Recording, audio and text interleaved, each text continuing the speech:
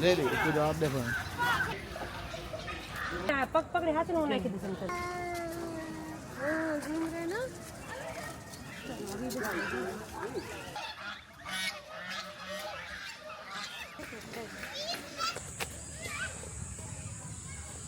એવું